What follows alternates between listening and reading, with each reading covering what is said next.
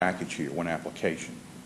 And so, again, if you want to take, I don't know, if you want to approve Liberty District, not approve the other two, that is certainly your prerogative here. So they're enjoined in the district. Like on the other map, we had a development district and we had a TAD in one spot. Correct. With the proposed project. Right.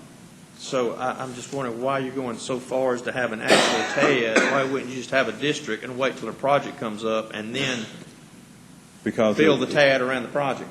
From my vantage point here, you wouldn't wait on the developer to come in and say, we want to develop a TAD, because you can see what the process involves now. It involves really about a good 90 days to really work it.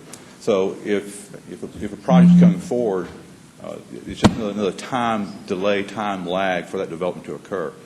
With this, you've already established the districts, and so if I don't know, again, you know, if you had someone that could be an advocate for these districts, which the planning department and the city certainly could be for, and say it's just another tool in the toolbox, really, in terms of saying. I heard Mr. Bleakley say once you set the district, then you've done some of the legwork. Right. But here we're going so far as to actually set up TADs and the district. All we're doing we're setting up a district and splitting it into 3 TADs up front. Right. We're establishing normally. It's just like the Owen Council, Baker, in terms of you identify the redevelopment plan, but you also identify the TAD. In this case, you've done the same thing again, though, but you've got 3 of them, and they're all encompassing of the redevelopment plan. You've got to have that plan done, though, in place first, and then you establish really the TADs and stuff. I mean, it's just in some way. I hope it is. I think it's prudent on our part to be proactive in this regard, and go ahead and just encompass all these 3 TADs at one time, instead of having 3 separate public hearings on this thing, or 3 separate applications. We've all combined them all into one for the most part. Well, that's fine. Thank you. And Madam Mayor and Director Jones, I think what I hear the councilor asking is he's asking if this redevelopment district proposal can be done in a similar way as the Flournoy. In other words, they accept the boundaries, but it's not going to freeze the digest at this time. And when a project comes along, they'll come forward to council like the Flournoy, and they'll go through the process.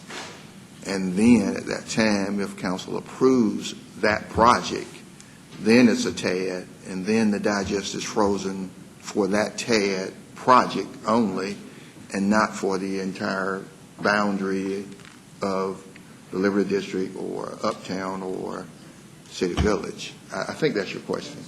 Well put.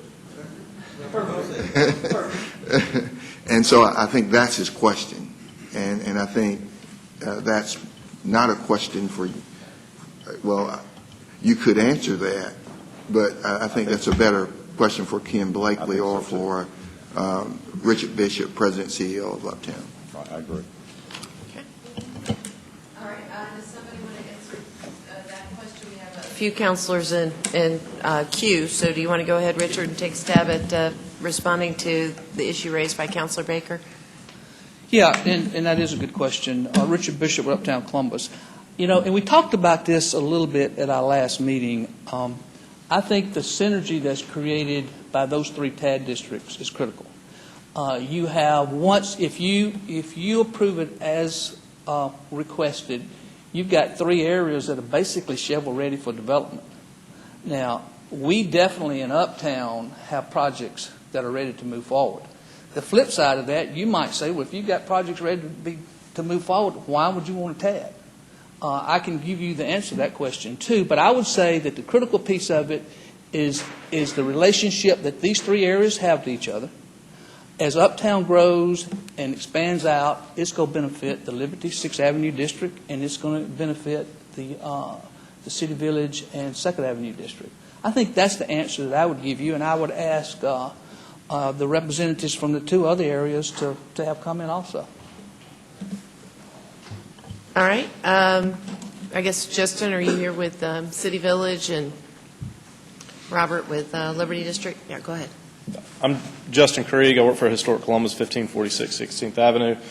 I mean, one additional answer I would have for a reason to not just do the boundary without the district is very simply if the city is wanting to use some of these TAD increment dollars for infrastructure work, if you simply do it on a per project basis with very definitive boundaries around that particular project, you won't be able to use that money for infrastructure needs like we're having to use it now for 11th Street.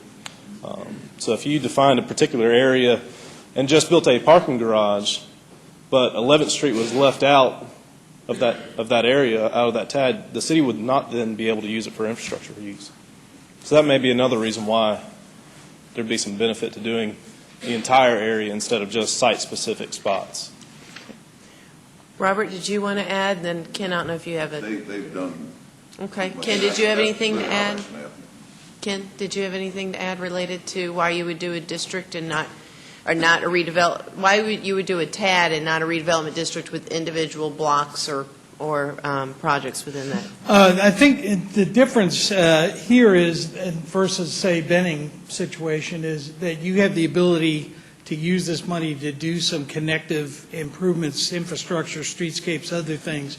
If you go to the project-by-project TAD, what you end up with is you can only spend the money on that particular site, and then if you want to connect 3 blocks with a shared parking deck or you want to connect it with streetscapes, you can't do that because each TAD, the money has to be spent just in that district. So what this allows you to do by having these TAD districts set up is, as you'd approve projects that occur in those areas, you can work at a more area-wide basis in terms of improving those.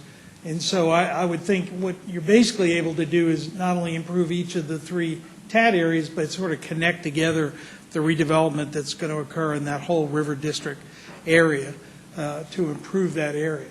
And so, in this case, the redevelopment boundary would be the 3 areas together. Basically, they're all in the same, what we're calling the river district redevelopment area. But, this is frankly more common as how in Georgia people do TADs. So we have what we call them area TADs, where instead of project specific, where you go in and you have one development gets the TAD benefit, most communities have set them up so that you have a broader area that you can do redevelopment in that area. It also is because it's difficult to guess sometimes, will redevelopment start on the northwest corner or the southwest corner or the east side? So you put that area in and say, we want to see this whole area improve. We're frankly not as concerned whether it's that block or this block that we start with, and it's hard for us to guess where those blocks are going to be. So the other thing is, if you wait and do it project by project, you could be another year to get the TAD approved. And frankly, developers in today's world, if they're trying to do projects, they're looking to say, no, the TAD's there, it's ready. Probably the financing alone is going to take you 6 months to put in place. If you also at that time had to go create the TAD and then do the financing, you're probably at least a year away. And so, that's in today's world, a year delay is worth more than money if you can shorten that time period. So on that basis, I think the idea of the area-wide TADs makes sense. Okay. We have Councilor Allen. Thank you, Mayor. Mr. Brookley or Rick, one of y'all, I guess if you establish the river district, so you have Liberty, Uptown, and City Village all in one, we'll go ahead and establish that as a TAD, then the city will apply to the State Revenue Commissioner for the application. That's going to freeze whatever tax digest we are currently receiving. That's correct. And I didn't see that amount in here. I apologize if I overlooked it, but I didn't see it in here. Put those slides up. I've got it on. Have you got it, Rick? I got it. Is it a freeze on just real property here too, Ken? Or Yes. is it, okay. In year 2? No, I said here too, Oh. and not just at Flournoy. So personal property is not. The current assessed value of each district, I think Rick had these numbers there, these are in the redevelopment plan. The current value of the Liberty District is about 27 million, Uptown's around 48 million, and City Village is around 30 million. So the total, all three TADs together, is about 105 million, which is, again, about 2.4% of your total tax digest, the city's digest. So that is the amount you would be freezing. The taxes you currently receive off that 105 million of value, you will continue to receive all through the period. But any incremental growth that occurs in those three districts then would go into there'll be a TAD fund for each one of those three districts. So you'd have three TAD funds. Is this request to council an up or down vote? Or is there, let's say if we wanted to go up to City Village and drop the boundary, the northern boundary down to another Totally line? your discretion. This is a plan. We're proposing an idea that you have total control over boundaries, timing. It's at your discretion. Okay, and you're presenting today, and we're being asked to vote next week. Yes, this is the first public hearing. Well, this is the first public hearing. We're going to have two. And so on next Tuesday, we will have the second public hearing on the mayor's agenda. Okay. And then on my agenda, we'll have a resolution where you will vote up or down these TADs. Okay. Mr. City Manager, if I could address that, please. Sure. From Uptown's perspective and representing these three TAD districts, we have listened very closely to what council has said for the last month and a half. And we understand the concern about the pace that we were going. We would certainly like to have an upvote on the 15th, but we also understand that there's not concern, but some flushing out that you'd like to do in some of these areas. And if it makes sense to you, we could come back at the first of the year and vote. I think we would certainly want to get it voted on sometimes in January, but if you need that additional time, if you don't, we'd love to have a vote on December the 15th. But we want to make sure that we get a good vote. We think that these projects are very good for the community as a whole. And if you need more time to digest, hopefully what will be flushed out later in this meeting, and Councilor Allen made a great point earlier, what we'd like to hear today from our side, if there is any issues with the TAD districts, if there are any issues with the boundaries, those are really the main things that we're talking about in this phase of the process. We're not here to propose any projects. You have already passed the policies and guidelines, which gives you sole authority to approve any project. It talks to you about how they're financed. It talks to you about the application process. And that's all in your court. All we're trying to do is get the boundaries and the districts approved. And again, we'd love to do it in December, but we understand, and we've talked to staff, and we know the pressure that puts our tax assessor and tax appraiser under. And if we hold off until that first meeting or second meeting in January, we would be okay with that. So that's where we are on the timeline. Well, and with that said, I don't want to bring you something on my agenda on the 15th to vote on, and they're saying, they're okay with you delaying this until January, which means that it would not be effective until January 1, 2017. And so if that's what you want, I mean, certainly we can have the, I see. I'm not speaking for the Benning Technical Park. I'm only speaking for our project. Okay, well. Are you speaking for all three TADs? Yes, ma'am. All three of the river districts? Yes, ma'am. Because they are distinct. They are distinct. Okay, all right. And so if that is the case, then, and if that's what council wants regarding the river district TAD. TADs. Just because everybody keeps referring to it like one TAD. Yeah, it's TADs. And so we would then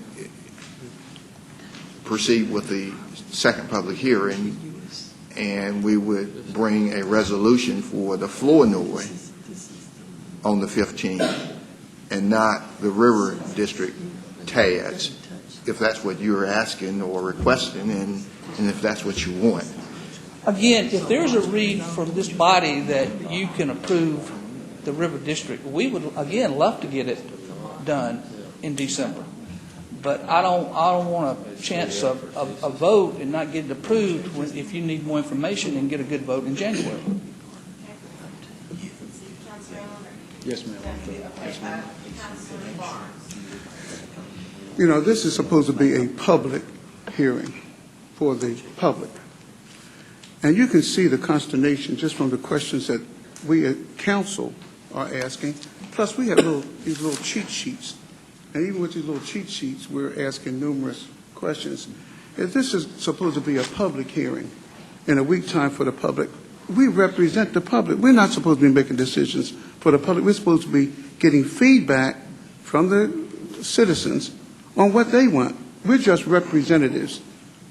And I cannot possibly fathom how, with all this information that we've received, that we're, as a council, still struggling with, how is the public supposed to really assimilate all of this here and then get back to us? I mean, how is that supposed to happen in the time frame that we're speaking about? I can't see it happening. I'm just not comfortable, and I'm getting calls from people. And I'll be honest with you, you can see the councilors here, and we've got sheets trying to deal with this here. So I'm not comfortable with the time frame, and I haven't been. And so if someone can answer that question, are you going to answer that? I'll be happy to. I'm Reynolds Bickerstaff. I'm the current chair of Uptown Columbus, Inc. Had a public meeting last Monday, Right. a week ago. And this power has already been approved by the citizens. Right. And they've approved y'all to make decisions on their behalf.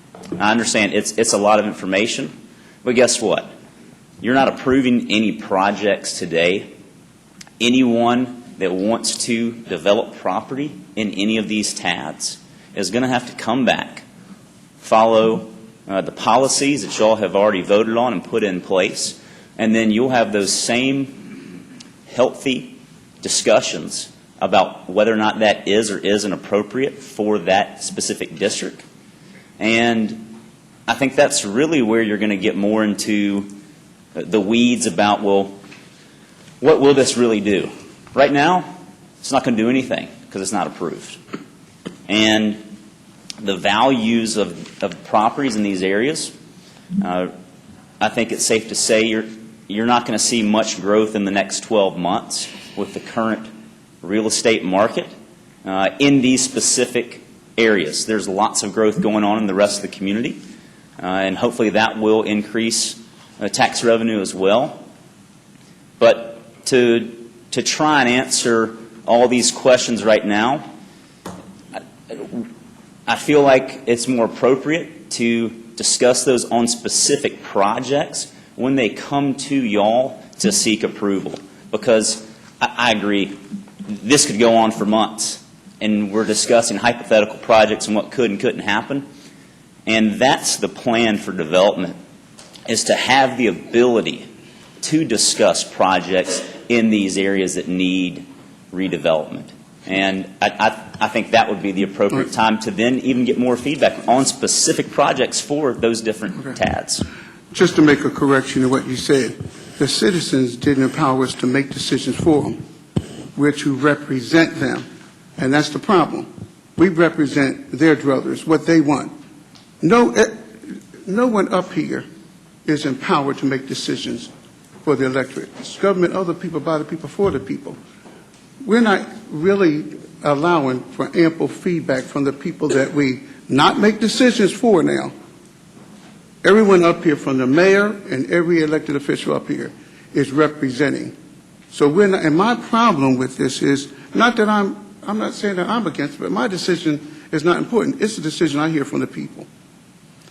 And my concern, and you can see how from all the questions that the councilors are asking, you multiply that by a power of 100,000. And we're talking about the citizens that we represent, not that we make decisions for. And so really, that's my consternation right now, even as far as the boundaries. And you had one public meeting. How many people attended that? 60. Yeah, 60 out. We're talking about the citizens of Columbus now. 60. Now, is that representative? I will answer that for you, not put you on the spot. No. So my only problem with this is that we're moving helter-skelter along something, and we're not allowing adequate feedback from the citizens who put all of us in office. Now, I'm telling you, I'm not verbalizing my opinion. I'm representing a truth that we are not allowing the citizens to give us ample feedback and to assimilate all these facts and figures and boundaries and whatever to hear from the people we represent. And, that's my comment on it.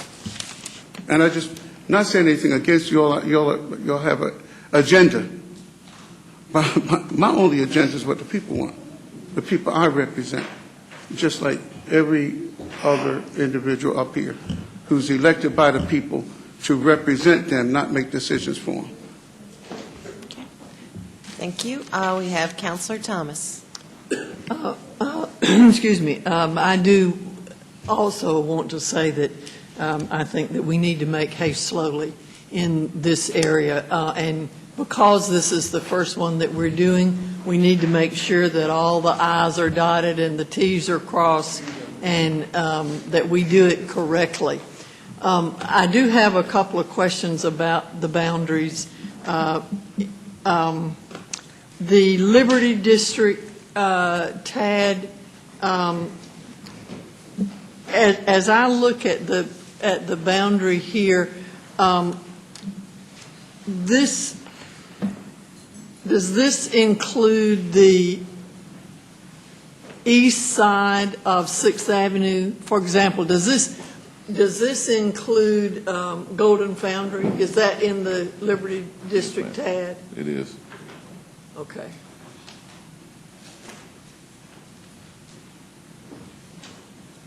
It goes all the way up to 18th Street.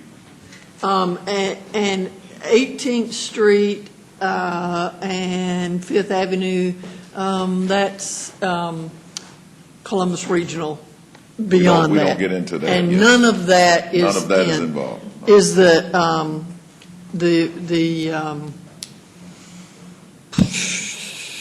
nursing home and the John B. Amos are not included, or are included? They are not.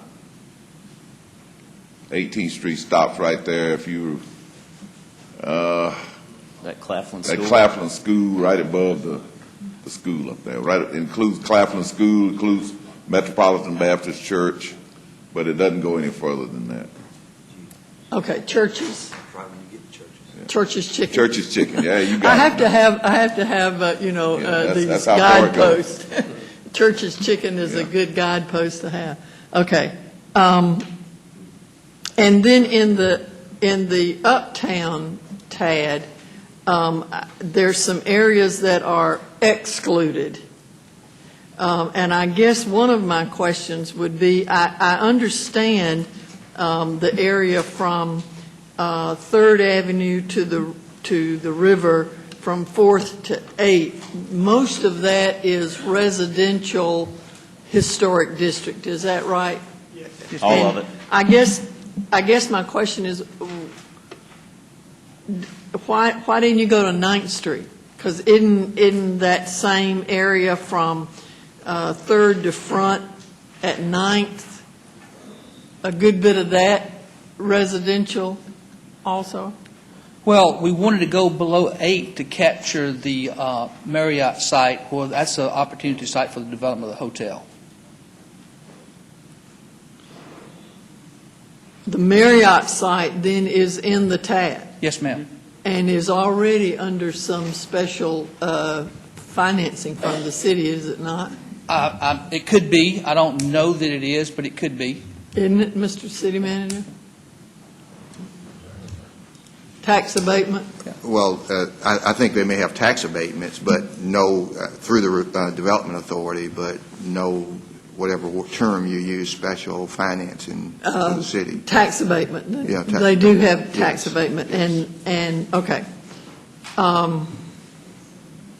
And then as you continue to go north, the Bay Avenue at 10th Street, that is the W.C. Bradley? It's all company? excluded, And why was that excluded? because it's basically, we feel like it's already developed. And so we wanted to keep that out of the TAD so that the city could reap the benefits of any inflation in the digest. Same thing with Eagle Phoenix properties where the condos are.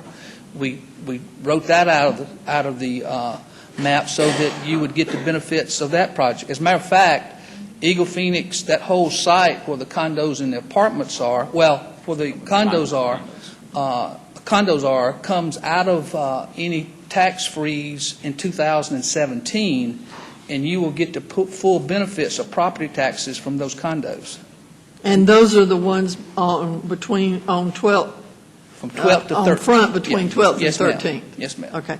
And then the other is the TSIS campus, is that right? Yes, ma'am. But the TSIS campus is actually in the City Village TAD.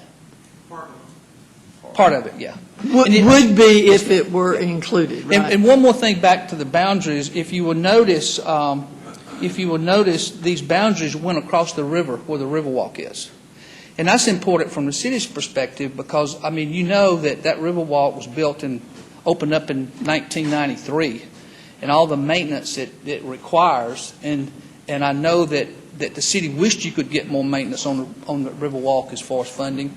This gives you an opportunity to address some of those issues. Is that this increment, some of it could be used for maintenance and rehab of that Riverwalk. In addition to, I think it was mentioned earlier, about how these boundaries, if you don't get them just right, you can't do work in certain areas. No better example than what's going on 11th Street now. You know, our downtown, the infrastructure is 100-plus years old, except on Broadway, which, with city funding, with sales tax, we spent about $15 million just on Broadway. And we can all rest assured that in the next few years, we're going to duplicate what's going on 11th Street over and over.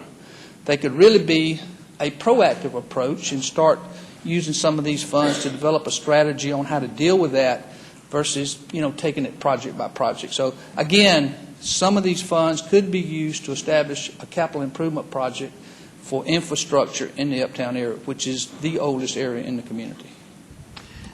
One other concern that I have heard a number of folks voice, and that is that it's my understanding we the city contracted to have the parcels in the city reassessed.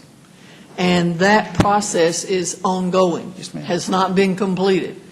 And specifically has not been completed for the Liberty District area and the City Village area. There may be parts of those that have been completed, but not all of them. And if we adopt this by December the 31st of 2015, without those new assessments, the baseline is going to be different than if we waited until that process was completed. That's a very big concern for me. Yeah. And that would be one of the reasons why I would want to slow this train down just a little bit. Could I speak to that for just 1 minute? Sure. And I'll go back to that number that you saw up earlier, and I'm just going to use the uptown number. I think the taxable value for those 300 plus or minus parcels was $48 million. I think that was the number that was up there. If you take that $48 million and multiply it by the millage that applies to the city side of it, that's $826,000. If you take that and multiply it by a 2% growth over time, I would tell you, and I'm pretty confident with this number, that the projects that could be generated down there will outrun that. And I'll give you a perfect example. On a $10 million, just on a $10 million project, the building permit is $50,000. Now, that's a one-time deal, but it's $50,000. And then we've talked a lot about it, and I think it came up over here about how do we recoup some of the possible loss in that digest gain. And we understand that. We fully understand the strain that the city's under financially. But when you start talking about putting $10 million projects online and $50 million projects online, and I've got some documentation. I don't like to put anything out without some type of information to back it up. This is just a note from one of our construction managers in town, and I've had conversation with a number of contractors, and they will tell you that on a major project, 40 to 55% of that cost is for building materials and supplies.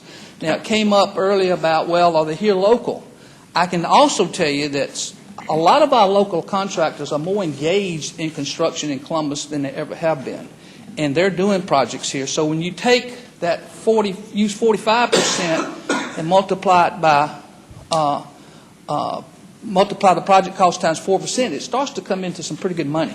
Mr. Bishop, I appreciate all of that, and I will tell you, however, that if the current value of the property in Uptown is $48 million, and we have not completed our reassessment, and that goes up to even $50 million under the reassessment. Right. All of the things you are describing are still going to happen. And my concern is we are then out, whatever the tax is on that amount of money. And this council has sat around time and time and time again and said, where are we going to get $38,000? Where are we going to get the $200,000 that we need for this, that, and the other? And so I think we are shirking our duty if we don't say, let's get this in line and get it online and get the money that we need. I just can't. I totally don't disagree with you. I don't have any hang up whatsoever with what you folks want to do in the Liberty District, in the Uptown District, and in City Village. You haven't said one thing about that. My only concern is we are setting the baseline on the amount of taxes that the City of Columbus is going to collect for the next 10, 15, 25 years. Yep. And I believe it's my responsibility to make sure that we have that baseline set as close to accurate as we can. Sure. And our tax assessor and our tax commissioner are telling us we're not there yet. No, and we know the same thing. The only thing that I would say is that when will that be done? If it's in 16, if it doesn't get done until 17, that means we can't have a project that benefits from the TAD until 18. If it gets done in 16, that's why we're saying the delay is fine. Right. If we can delay the vote until January of 16, and to your point, if all that gets in place, we're good to go. But if that doesn't get in place until January, February of 17, that means we can't have a TAD project until 18. I understand that. Now, the other thing that I would say is this. I understand that, and I also understand that given that scenario, from 2018 to 2028, 10 years, we'll be missing out on tax money. But I would say one more thing, and I'm going to let Reynolds take over. This community can pride itself on public-private partnerships, and we've done an incredible job. But and if you put the numbers to it, you take that current digest and put a 20% jump in it versus the capital investment that will come into this community because of TADS, the job creations, the front end side of it, it just outruns the and I know there's certainly issues with day-to-day operations and all those things. I understand that. But we have based this city on public-private partnership. And if you put the numbers to it, and city staff can do it, they can take that current digest and put a 20% increase on it. And then you start doing sales tax on the front end, building permits and all that. I think you would be pretty happy with that partnership.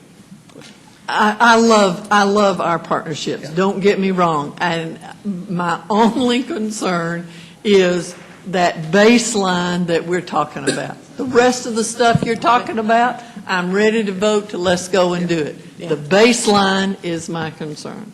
Can I make one point? If you look at that chart, you currently have a value of $105 million, okay? If we freeze that base, that means, let's say next year your value goes up 3%. That's $3 million. That's $54,000 in taxes. That's all you're committing to the TAD. Did you hear what I said, Mr. Blakely? How many times we've sat around Let's saying have one 30 person million? talk at a time, please. Go ahead, and then Councilor Thomas still has the floor. You go ahead, Mr. My only Bush. point was, you're not committing the 105, you're committing the growth potential on that. The counterbalance to that is just what Richard said. You're going to get construction sales taxes, you're going to get additional value from the new development, you're going to get permits that will more than offset the amount that you're committing. And so it's not a zero-sum game. You have the opportunity to accelerate development in these areas that have the potential to pay more than you're freezing. And that's really what this is about. That's really, that's the issue that you're facing. Okay, now to Councilor Thomas. Those permits and that sales tax is going to come whenever these projects go into effect. And that tax that we may lose because we don't wait on the reassessment will be lost forever during the life of this TAD. If that's not a correct statement, I'd like for somebody to correct it for me, but I believe it is a correct I'm not an statement. appraiser, but my guess would be Uptown's value will go up and 6th Avenue and City Village will decline. And the net effect will be right about where you are today.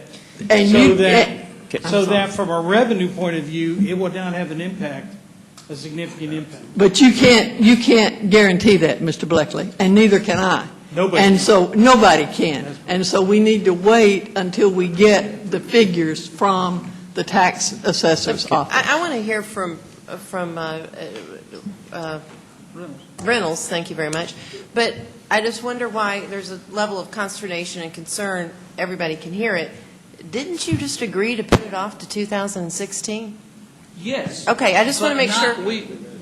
But what I'm hearing. Not contingent upon reevaluation of the entire digest. Is a way that the city could work through a process to get these districts into the process in 16 instead of waiting to 17. Okay, all right. Reynolds, and then back to Councilor Thomas with further questions. Can anybody tell me the last time there was new development in the Liberty District besides BTW? Is it really, and even considering what's happened since the housing downturn, in this community, property values have barely increased. I mean, we really haven't grown that much. I understand you'd like to know exactly what the value of something is today. I understand that. But it's a nominal amount. And to assume that projects will continue regardless of anything we've been working on over the past months, that's not fair, because projects won't happen in these areas because they lack the infrastructure that's required by contractors, the planning department, the engineering department. That's why development's gone to many of the other areas, because it's easier, the infrastructure's there. And this is just a tool that, should y'all pass, gives you opportunity to decide what's necessary. But I don't want y'all, you can't assume that anything is going to happen, that someone's just going to go ahead and develop this property. The reason the downtown area has been successful is because y'all committed to Broadway. Look at what's happened on Broadway. Not much has happened on those streets that outline Broadway, because your infrastructure on Broadway is amazing. And I think you've more than recouped your return on that. Look at 6th Avenue. That's one of the most beautiful corridors, but nothing's happening. You're committed in doing that, and we are wanting to help you improve other areas so that it does raise the quality of life, and it'll make it even easier to calculate the values of what something is worth. But I promise you, if you try to start reevaluating the market value of properties, all someone has to do is appeal it. What does that do? You can appeal your taxes every single year. But these projects, you can't say these projects are going to happen. You're going to get the sales tax, the permit fees. That's not realistic. The plan is to create a district that's large enough so you have other projects coming in that you never even thought would happen. And no one's going to go into some of these areas because there isn't an incentive. There isn't private-public partnership currently. Look at what BTW is going to do for that area. It's amazing. It's exciting. You've got lots of things happening. I guess we're willing to, we can wait till the first of the year, but I think you're going to be missing out on a lot if it goes beyond that, and these aren't activated by January of 2017, ready for developers or projects to even go through the process of applying here for you then to debate the validity of them. All right, Councilor Thomas, anything further? I guess not. I think I've made my position pretty clear. All right, Councilor, Mayor Pro Tem. I'm sorry, Brian, did you have anything related to that? I was going to speak broadly, but you Yeah, okay, and then Mayor Pro Tem, if you want to finish up that subject matter, and then we'll go to just a Mayor couple Pro of Tem. bigger points. I'm not going to belabor the point about timing other than say that missed opportunities cost money. The Georgia Redevelopment Powers Law is one of the few laws I can articulate as a good piece of legislation. And here's why. It helps us do better with public-private than we've ever done before. It has so many checks and balances in place to keep you in charge of the process. Developers cannot hijack, not disrespecting our developers, cannot hijack the process. It has to come back to you, the elected officials, constantly. Third, the competition for capital has never been harder or more fierce than it is today. The downturn put capital markets into a tailspin that we still haven't recovered from. So if I want to go develop a project today, and I used to could get 20% equity and 80% debt, it's now 50-50 on a lot of projects. Some will say you can get 40-60. So I just want you to think about the opportunity cost. We are not growing currently at the rate we need to be competitive with those other communities that are growing at a faster rate. Cartersville, Bartow County is probably the most aggressive community right now that's landing jobs at a rate faster than anybody on a per capita basis that I know of. So my point is, I don't come here with an agenda for 6th Avenue or Uptown or North Columbus or South Columbus. My focus as the Chamber of Commerce, 6th Avenue is our address, by the way, is that I can't rest till every Columbus citizen has the job they deserve. And we're not producing those fast enough right now. And we can't compete with communities that have the infrastructure in place, that have the business parks that are needed, that have the land development that's needed, and then then the bigger piece, the quality of life amenities in place to make us attractive. So whether if these guys are happy with 2017, that's fine. I'm just concerned that every month we lose has an opportunity cost, much less a year. So let's be careful that we don't put growth hostage to a $50,000 evaluation here or there. Thank you. All right, we have Mayor Pro Tem has the floor. We can sit here all day and talk back and forth, and we're not accomplishing anything. And there are other issues that we have to deal with on the agenda. So I'm going to make a motion. But one question I need to ask the tax assessor's office. When do you think the assessments will be done in those areas that they are concerned about? It's a question to Betty Middleton, the tax assessor, or deputy tax assessor. But you're going to have to come forward because there's no way we'll pick you up all the way back there. And so the question is, the reassessment that council approved, I guess, when was it, last year? I know that's ongoing. When does it look like that might be completed for these 3 proposed TADs? Their contract calls for them to have the values for us in 2017. Okay. By January 2017? Well, it would be as of January 2017. Oh, wait a minute, it'll be effective by January 17, or you'll know the information? The assessments and the values will be for 2017. January 1 is always the lien date and the determining date for taxation. So would council be able to know what that assessment date would be come effective January 1, 2017, prior to January 1, 2017? No, ma'am. They just wouldn't know. You just wake up at 9 o'clock in the morning and we would know what it is on January 1, 2000. I mean, I got to imagine you know what it is before January 1, before it comes effective. That's what I was trying to get at. No? No, ma'am, because the software, we're operating on OASIS system right now. Mm-hmm.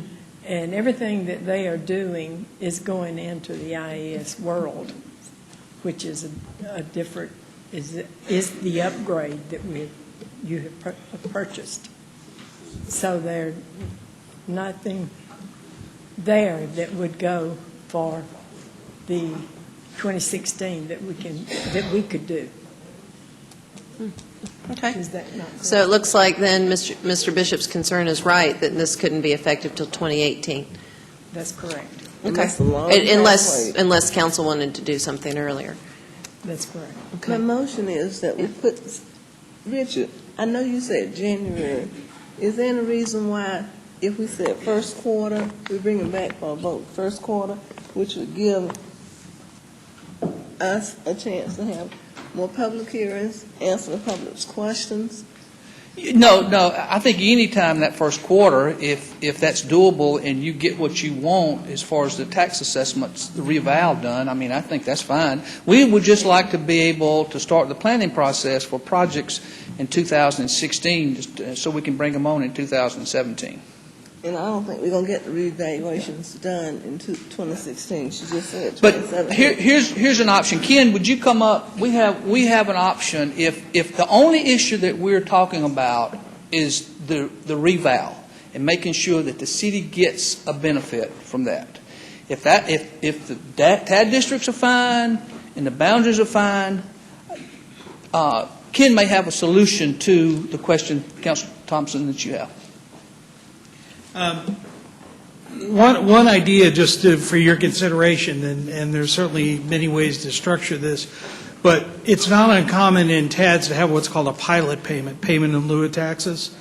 So what we could agree to is that as of, let's say, in first quarter of next year, in January, you were ready to move ahead, and we use the 2016 value as the base value, and say for the sake of argument, just from what we heard, that the valuation process isn't completed, the TAD could agree to make a pilot payment to the city that would be the amount of any difference between the valuations in 2017 and the 2016 value.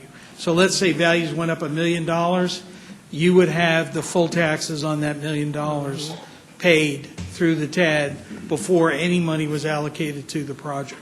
And that way you would have 100% assurance that from the valuation process, there would be no net impact from the TAD. You would get whatever the value was when that process was completed.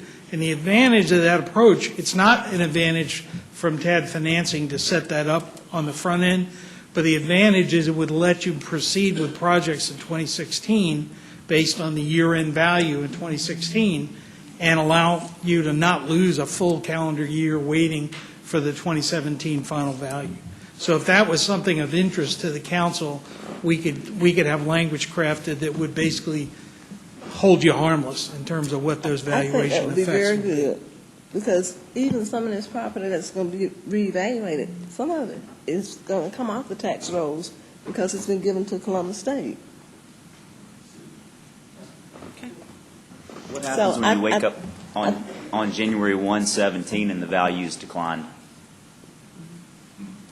Who are you going to blame then? It doesn't matter who gets the blame.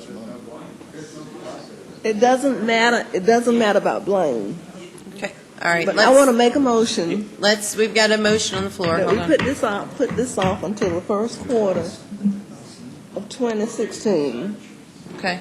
All right, And when we've it comes got back- a motion to postpone the consideration of what's being called the River District Redevelopment District with 3 separate TADs in it until the first quarter of 2016, and we have several counselors in queue. And in the meantime, we have the public hearings, answer everybody's questions, even if they're redundancy, we still have them, and we answer questions. And when it comes back, Mr. City Attorney, incorporate the language that Mr. Bleakley just talked about.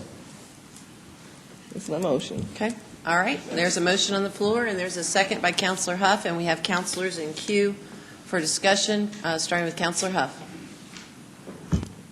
I think we're headed in the right direction. There seems not to be a real good understanding on your side right now from some of your partners about where we are and the people that we represent and the questions that we will have to answer. And when it's time, as Councilor Thomas stated, to find $38,000, nobody over there is going to bring us $38,000 to do what we do. Right. Money's tight. If we gain some, we lose some. It's just we need to know a definite of what's going on. So if that language is crafted and is given the tax assessor and tax commission and everybody time to do what they do, because I think we spent in excess of $4.5–5+ million for a new system. There are some parcels, I'm sure, that will pop up that's not in your district at all, that hadn't paid any taxes or hadn't paid enough taxes, or additions that were missed, no building permits and things of this nature. So it's a lot to be considered. But I do thank you all for considering the language itself, because at this point in time, our phones are ringing. Everybody up here has gotten a lot of phone calls. A lot of us came to your meeting and sat and listened, took the information. We've discussed it amongst each other and some of the public, but we still have a lot of questions to be answered. Some we may have to set a meeting with you and the group to get them answered. But we just need ample time to get it done correctly, because the numbers now are basically, the public is asking, why do you spend so much money for a new system and you don't give them time to do their job? So if we get this language, they'll have time to do what they do, because I'm sure you didn't intend for it to come off like this, but on camera today, I'm sure I will receive phone calls. But it appears that when we started, you had projects, you had things you wanted, and you wanted it by next week, regardless of what we thought up here.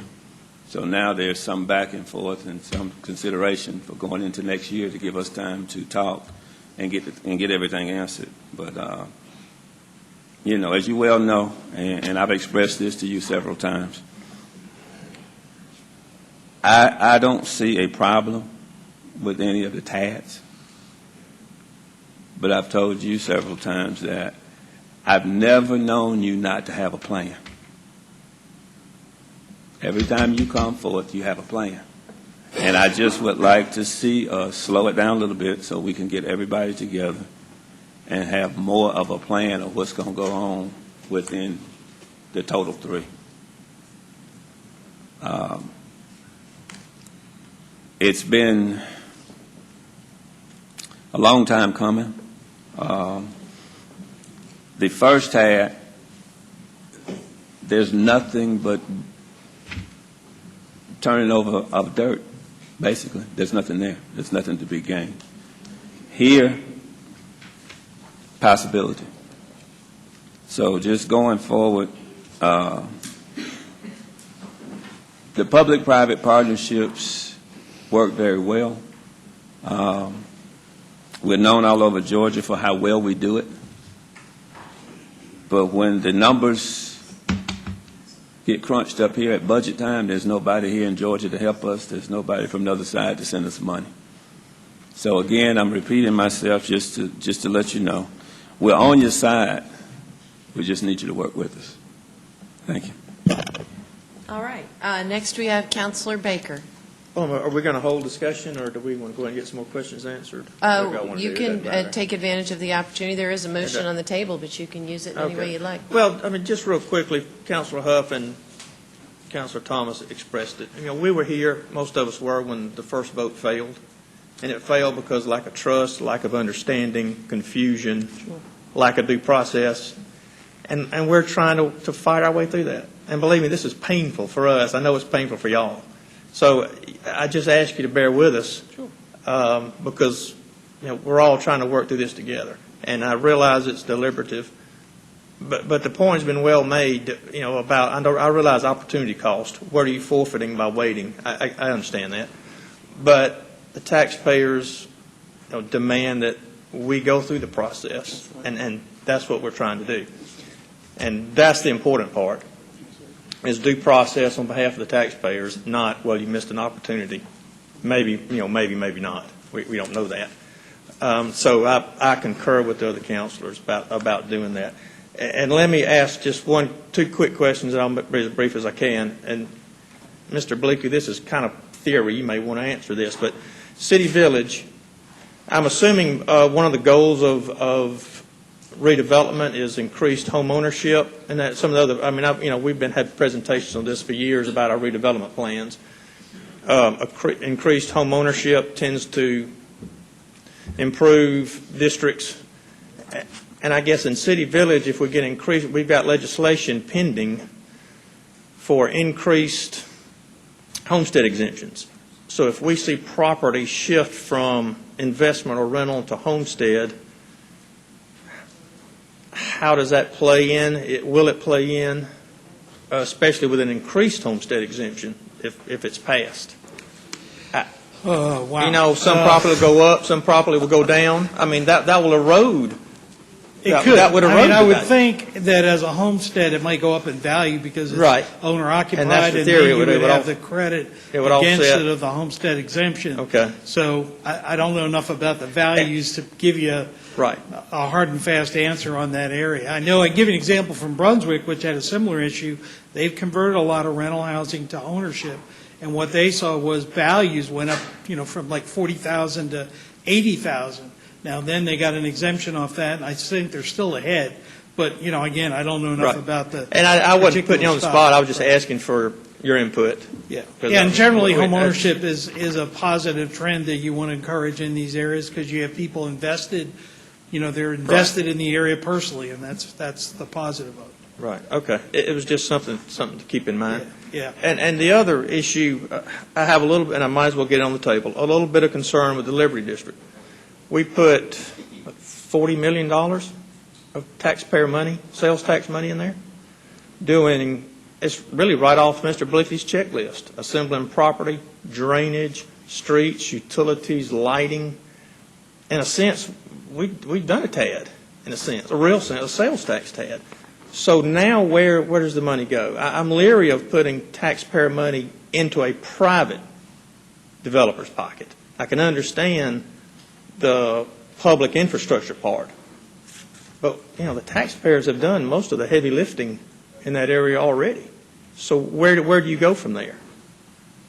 Well, you have the great thing about TAD as a tool in that area is you've put that public investment in, and I'm just from my observation, I'm not from here, but driving through the area, you haven't had a lot of new investment in the Liberty District area. This vehicle only gets triggered if somebody comes to make an investment.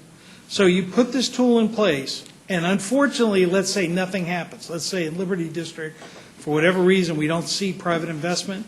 You haven't spent any money. You haven't invested any public dollars.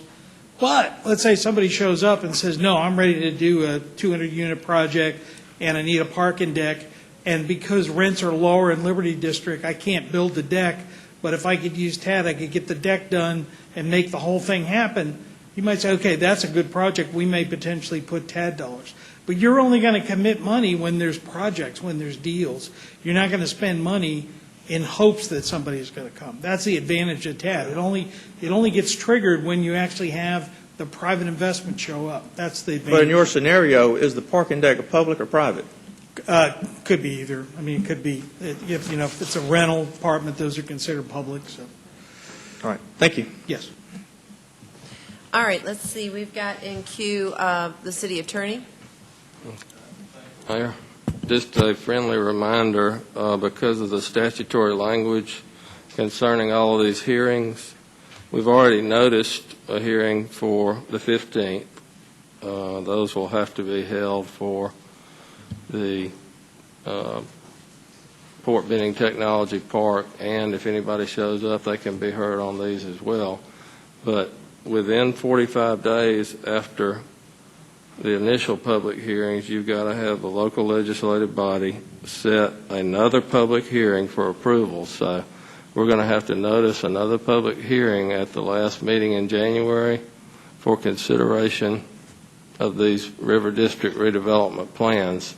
Otherwise, you'd have to start the whole process over. So, Mr. Jones, you'll need to get another notice for that fourth Tuesday in January, and that's when this needs to come back.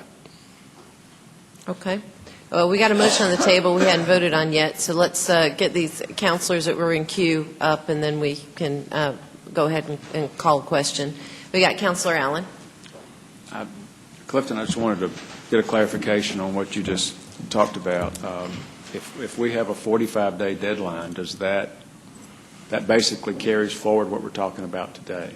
That's right. To January. So we would still be using the old assessments rather than the new assessments. Well, if the plans are approved the end of January for the River District, then you would be using the January 1, 16 values. And, of course, Mr. Blakely's saying that he wants to craft some language that would create a payment in lieu of taxes to make up for any difference. But officially, if you adopt it in January of 2016, you're going to be using January 1, 2016 values. December 31? Here we go. Mr. City Manager? The way the law works is that whatever month you adopt TAD, the values are as of December 31 of that year. Of that year. So That's if right. you adopt it in January, the value you're going to reflect is the values at the end of the year, 2016, because that way you don't have partial year assessments. So if you adopted it now, you would be end of year 2015. If you wait till January to vote, it would be end of year 2016. So even though you've approved the TAD in January, the values that we're ultimately going to use will be the December 31 values. And plus, we could do that change, the pilot ID.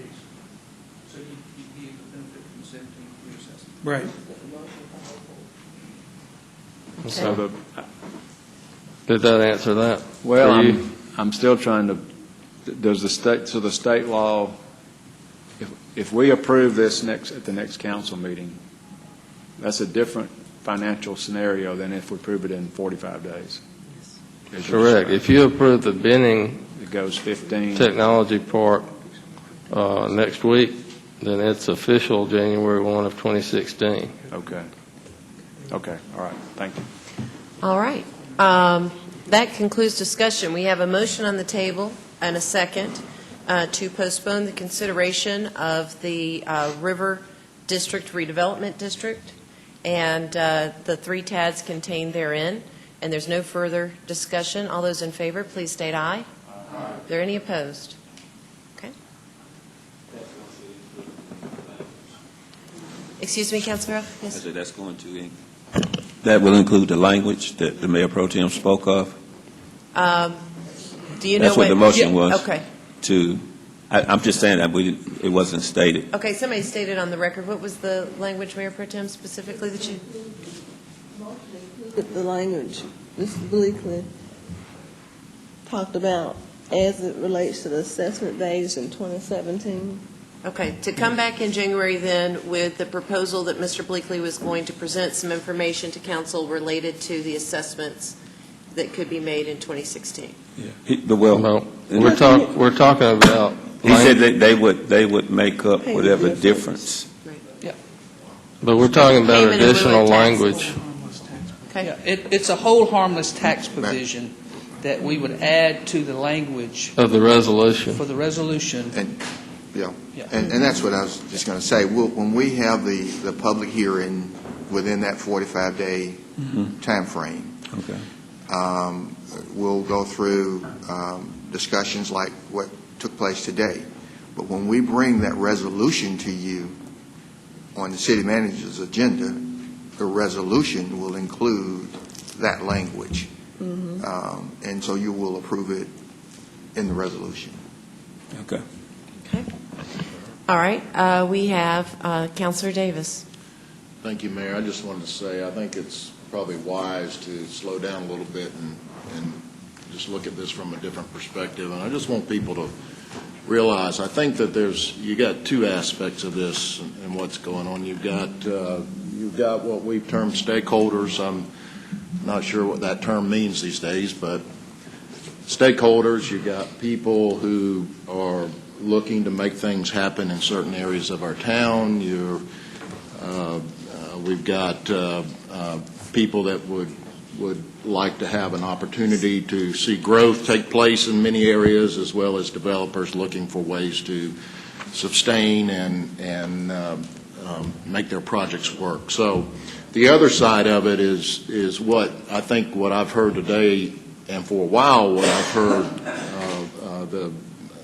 I guess I don't want to say contention, maybe some would say contention, but the wrestling part, that word was used today. The wrestling part is somewhat council trying to look at it from the city's perspective. There is a perspective from the city's standpoint of it, and certainly with where we're at in our finances today. That's the part that we don't talk about. We talk about all the good things, but we don't talk about the other side and the causes and effects there that play a significant relevance into exactly what we're trying to accomplish.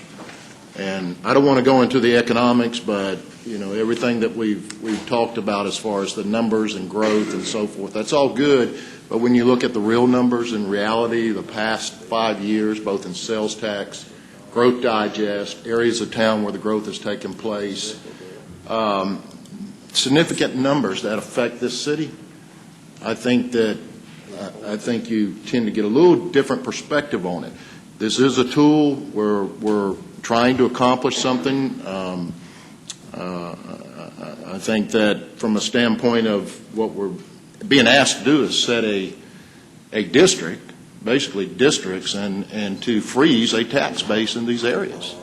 That's pretty much what we're asking to do. I don't really at this point, unless the tax commissioner and tax assessor has further concerns, I don't personally, with the binning TAD that's being requested, I think that in the sense that you're dealing with nonprofit land, that's the way I look at it. It's nonprofit land. There's no tax revenue coming in right now, I believe. You might correct me if I'm wrong, but there's no tax revenue coming in. So it's stagnant. And you have an opportunity to do something and to start something, but there are some complex matters that pertain when it comes to financing and supporting the debt service of a TAD that you're trying to create. So I'm willing to give something like that a chance. In the other areas where you're taking a larger tax base of the growth digest and you're freezing it, there are questions on the side of supporting it and financing. And I think it's wise that the city in this time takes a little time to look at it. As you get into this, I don't want everybody to think that this is a panacea. It's a tool. It's not a panacea, and not everybody's going to benefit from it. You can't do all these things that we talked about. You can only do so many things. And when you start adding up the debt service of what you're talking about, you've got to have the ability to generate revenue to support that comes from those projects to support the things you're doing. If not, it's just going to continue until you can catch up. So I think the city during this period really needs to take a look at how we can support. I'm not sure that we've got our side of the equation totally in place of how we can support these development tools that are out there. I think it's going to need some more, possibly some personnel quite frankly, to cover the aspect of all these requests and the financing side of it. I think there's a lot of things that the city still needs to look at, and of course, that will come when, like I said, we're being asked to set the tax base in these districts right now, but when projects come, we'll be able to take a better look at that. Madam Mayor, I did want to ask you, is this the conclusion of the public hearing, or does the public still have an opportunity? I mean, I don't know if anybody else wants to be heard, but We can certainly call for it is a additional public people hearing, to be right? heard. It is. It looks like Richard's got a comment, so we won't close out until everybody wants to be heard is heard. Yes, sir. Yeah, just to close it for me, just to make sure that I understand and our group understands, is that we're going to postpone until 45 days when that next public hearing happens. We'll go through this process again, and hopefully any issues on the TAD districts, the TAD boundaries, and then we'll get Ken to draft that language that covers that reassessment that would come into effect in January, February of 2017. So are we all in agreement on that's sort of where we are, so that what I wouldn't want to do is come back, and I know you still got due diligence to do with the plan and all that, but those are the big issues that I heard today, and we just want to make sure that we send Ken in the right direction of getting the language drafted that covers this issue with the reevaluations. Okay. Does anybody object or have a concern with what Richard just laid out? All right. Councilor Davis? Actually, I do, and that's kind of what I was saying about the finance side of it. I'm not so sure I'm in agreement with a pilot aspect of funding, because, my mind is focusing on debt service right now, and that would be part of the debt service, right, Mr. Bleakley, on the TAD? No, it will come directly out of any proceeds collected in the district as a payment back. Well, that's how you pay the debt service, right? Basically, just write yourself a check. Isn't that how you pay the debt service? No, it's just the collection. You don't pay it off the increased growth in the tax base? No, you're going to pay it from the TAD proceeds. So you're Right. not going to issue any debt back. That's exactly what I just said. Right, just pay it. Yeah. Yeah. Come on up to the mic. Basically, the way the pilot works is the city would get first claim on any money. Right, you that's take that ending. out of the money So you have less to finance projects. That's Right, correct. you take that money out of the money that you borrow. No, not borrowing anything. And will you take it off the top of the tax revenue you that's create- generated We're at in 100. addition to the base that you established? That's correct. If there's any positive increment collected in the 3 TAD districts, and that increment is attributed to reassessment, you rebate that back to the city. That's all it's basically a rebate process. So we're going to, okay, let me get this right. So Yeah. if we establish a tax base, We're going to say, let's say. next year 16, let's just say we Right. establish a tax base of Right. 16, and the tax assessor's office, tax commissioner, they do all the work that they need to do. Tyler Technologies gets updated with the reassessments and evaluations. Then if it comes above that, that money will be just given back to the city. Effectively, yes. Okay, so it would not be considered as part of the, okay, I got it. Anything attributable to reassessment comes right back to you. I got it. Okay. And then anything above that will go. That is available. I got you. Okay. Richard, do you think you got what you need before we move on to Yeah, others? I think that if we all, what I've heard, I think we're all on the same page, and again, we appreciate your patience, and we understand that you need to do some more due diligence, and we'll be back at that next meeting with this new draft, and hopefully we can get all these TAD districts approved and really start the redevelopment of these areas and show on the front end they will absolutely be some impact, that monies that you haven't experienced for sales tax. There's no question about that. And then in the long term, the job creation and all those things that go along with economic development, you'll see them. Great. Thank you. Thank you. All right, Mr. City Attorney, let's open it up. Anyone else here would like to speak for or against the proposed Three River District TADs? Or ask a question or comment in any way? It's a public hearing. Just come forward if you would, state your name and your address. Thank you. I know we've been here a long time. My name is Will Bergen. My address is 2500 Linda Lane. As we look forward to the next round of public hearings, I simply ask that we have a better understanding of what a win looks like. As best as I can tell, these tax allocation districts has defined the only end date that is given on these is chronology. They will only end at the end of their timeline. So we don't really know what a win looks like. Since we're not keying against a project, we don't know whether or not that project's been successful. And we are dealing with old infrastructure, and we are dealing with things. But at a certain point in time, the question is, when have we done what we needed to do, and when are we simply gilding the area? I think that knowing a little bit about the total vision or the total impact of infrastructure or how these dollars could get used, I mean, yes, we can use every single dollar that gets used during 25 years, but that's a true statement. That's a true statement of my own personal finances. So what does this look like when we've won? That's my question. Thank you. All right. Anyone else? Madam Mayor, if there's, I just want to talk about next week for just a second. Okay. So we're going to have public hearings at the next meeting on the mayor's agenda on both the Fort Benning Technology Park, TAD, and the River District redevelopment TADs. And then there will be a resolution on the city manager's agenda for the Fort Benning Technology TAD only. And then we'll roll over into the new year, 16, with the River District TADs, and then we'll go from there.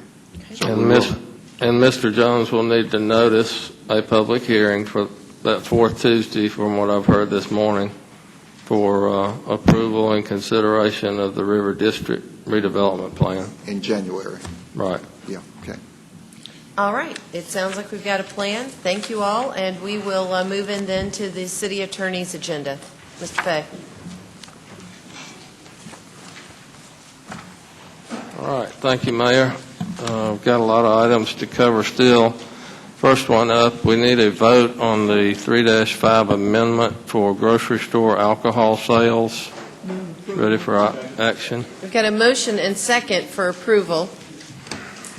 I'm going to cue it to vote electronically, and if you would, register your votes electronically, please.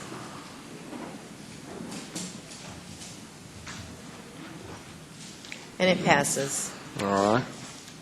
Next item is a first reading zoning hearing for property at 1908, 1912, and 1916 Manchester Expressway. It's the Iqbal petition, general commercial, proposed use convenience store with gas sales and a restaurant. Is the petitioner here? All right, sir. Let's see if there's anybody opposed or any questions. Anybody in the audience opposed?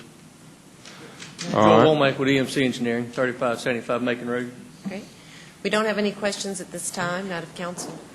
All right, that is recommended for approval. We're going to bring that back next week for a vote. Sir, that'll be 5:30 on the 15th.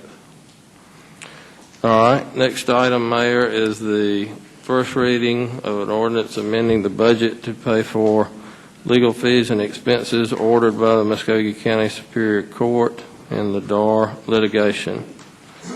Any questions on that? We have Councilor Thomas. I just would like either the city attorney or someone, how is this different from what we've already done? It's a new bill. Yeah, Ms. Hodge, you can comment. These are new bills ordered by the court for the past 30, 45 days services. Yes, this is the same process that we did when we paid the bills prior to this time period, so this is the exact same process. So each time the court orders bills to be paid, we'll do a budget amendment and council will approve the payment. So this is an additional $78,000 over what we have already authorized to be paid? Yes, that is correct. So This each is- time we receive an order, we'll come back to council with this same process. And this is for the period August 16 through October 31, so there will be more to come, I'm sure. Okay, thank you. All right, let's see, we have Counselor Baker. Now, is this going to be paid out of that litigation fund, or is it going to be an ongoing The same- legal expense fee? What's Same the funding department. source of that? Yeah, Pam, explain that The origin. funding source that we're proposing for this is the claims and judgment reserve that we have set aside. There's still some in there? Yeah. Refresh our recollection. Won't be long. Refresh our recollection so that we moved money to this claims and judgment file, and how much was that, and explain that to us again so we have that. At the end of each year, we go through all of our pending claims, and we estimate exposure, and we reserve an amount to cover that exposure in the upcoming fiscal year. And so this is included as part of the claims and judgment reserve, which is separate from the unassigned fund balance. Right, right. And really, the only comment about that is that really the claims and judgments really are for claims and judgments, and we're paying ongoing legal expenses. Right. That is correct. Yeah, and that's what Correct. we've objected to in court, and we've perfected those objections, and we'll be, No, I mean, not that they do anything wrong. We don't have any Yeah. choice. That's the only place you can do it from. That's right. But it could put that fund in a bind at some point, would be the issue. Okay, thank you. It could, if we had a catastrophic loss of some Right. sort, it could, but for now, Look that's okay? appropriate way to go Sure. with the Yeah, recommendation of we don't have- finance. You don't have any choice. There's nothing else you can do. Thank you. And that will be an issue on appeal at some particular time. All right? all right, Counselor Allen. I just wanted to ask, since the court has ordered us to pay, and we've already voted on this one time, do we have to vote? I mean, you know council's going to approve it. Do we have to vote every time the order is issued? Yes, I mean, sir. we're giving you direction on what to do. We've explained to the court and the other side that this is the process for amending the budget to get this type of expense paid, and every time we get an order, we'll be back. All right, thanks. All right, thank you. Let's see, still to you, Mr. City Okay, Attorney.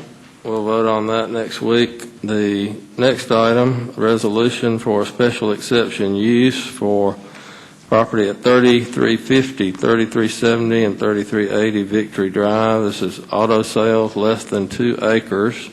Applicant is Mr. Williams, Tom Williams. They present? All right. What's the pleasure of council on this? It's a request for auto sales less than 2 acres, recommended for approval. And you're asking because typically we will not carry it forward if the applicant does not appear, is that correct? Well, Or? if it's not withdrawn, we usually would carry it forward. but- Okay. Well, there doesn't appear to be any questions of Okay. council at this time. All right, we want to bring that back, Mr. Jones, at the next meeting. Okay, the next item is the special exception use request for an 85-foot monopole Verizon Wireless at 2395 Whittlesey Road. Is the applicant here? All right. Okay, let's see if council has any questions. Give them your name and address, please. Sure. Jennifer Aylwine. I'm an attorney with Troutman Sanders in Atlanta. It's 600 Peachtree Street, and I'm representing Verizon Wireless. Okay, any questions? That's- Anybody else want to be heard on this matter, 85-foot monopole? Appreciate you coming all the way down and Happy to being do it. so patient. All right, let's get a vote on that item.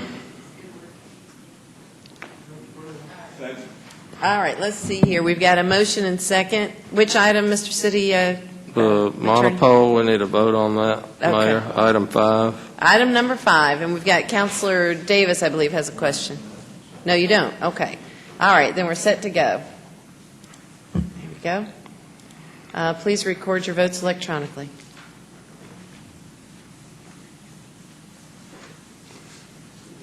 All right? All right. It passes. That is approved. Thank you for coming down.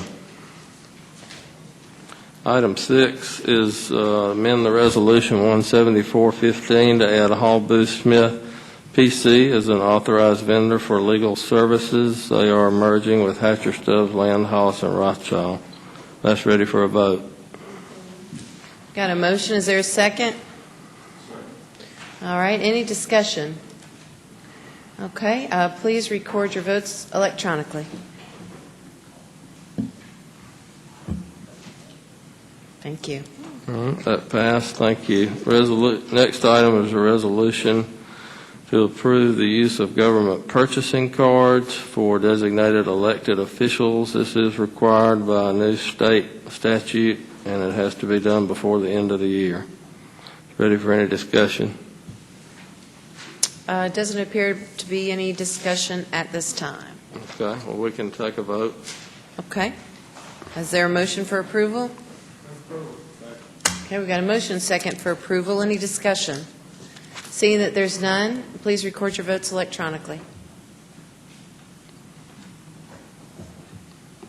All right, that passes. The last item we've got listed is approving the honorary street designation for the Martin Luther King Jr. Outdoor Learning Trail. Mayor Pro Tem's sponsor is ready for any discussion. Okay. Got a motion and second for approval. Is there any discussion related to this item?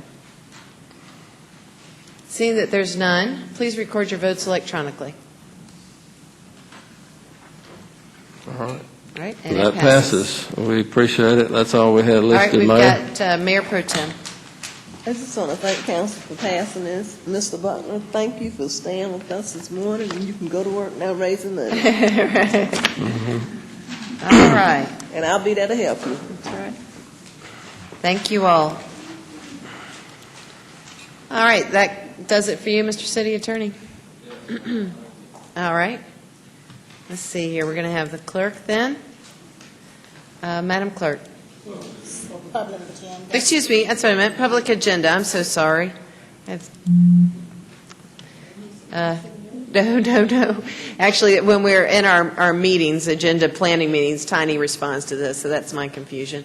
All right, we have Commander Leroy Davis, who's representing the Chattahoochee Valley Veterans Organization, and we'd love to have him come forward, please, and speak to us on public agenda.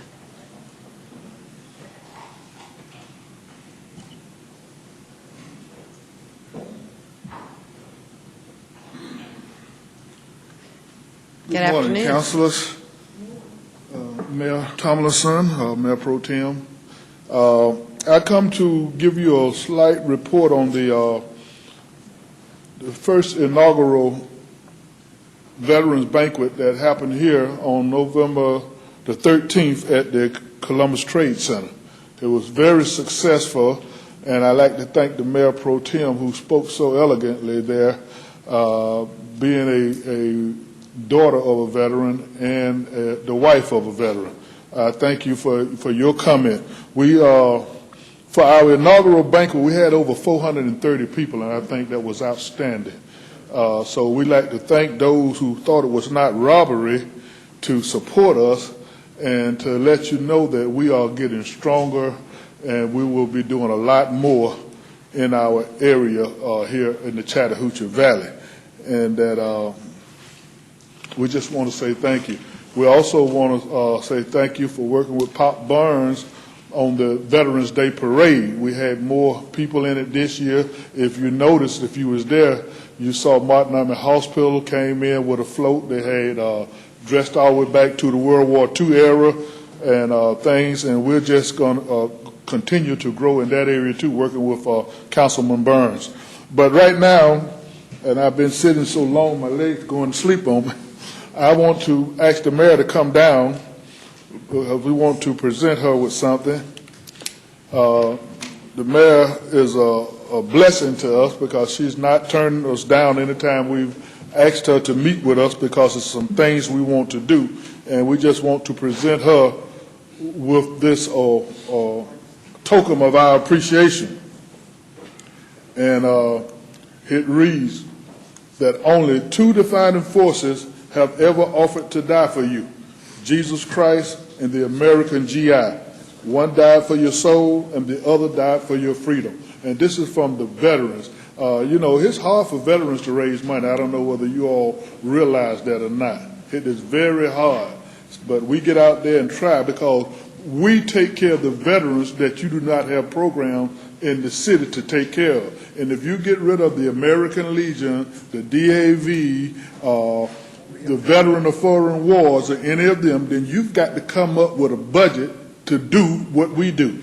So we appreciate your help, Mayor, and we look forward to working with you the rest of your term in office, and we look forward to working with whoever is your relieves you. Successor, right? Your successor. Well, thank you so very much, and thank you for what you do. I know the other counselors want to shake your hand as well. You guys are tremendous. The veterans go to you for that information, and it's critical. So thank you for what you do. Thank you. The mayor has been extremely supportive of veterans. Yes, sir. She and Mayor Love. And you want to know something, the bottom line, that the only thing that veterans ever asked for is to protect this country from all enemies, foreign and domestic. And whatever veterans do, they do for God and country. But what the commander has said is true. There are some organizations here that step up to the plate to support veterans. The commander and we on the team had a difficult time. Columbus City is a very patriotic place. But the mayor and Mayor Lowe stepped up, gave us information on organizations that would. But I'll be honest with you, and Commander, you can speak on it. We worked ourselves right, particularly the commander,